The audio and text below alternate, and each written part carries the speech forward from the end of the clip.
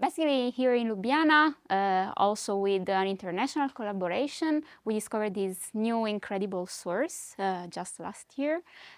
This source belongs to a population named little dots.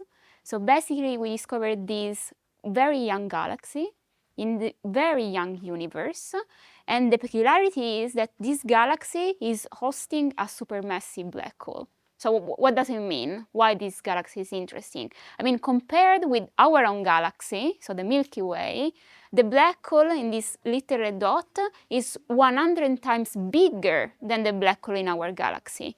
But its galaxy is 100 times smaller than our galaxy. So this discrepancy is interesting, and even more interesting because this little red dot is in the very early universe. So we can study the first stages of the evolution of the galaxy and compare it with the Milky Way, so with what we know nowadays, okay? And specifically, I mean, this big population of little red dots are also a very new population discovered with the James Webb Space Telescope, which in Ljubljana we use extensively. And this population, however, is also very little known. We don't actually understand why they are so little, red, and also with this very massive black hole in the galaxy. So this is what's new.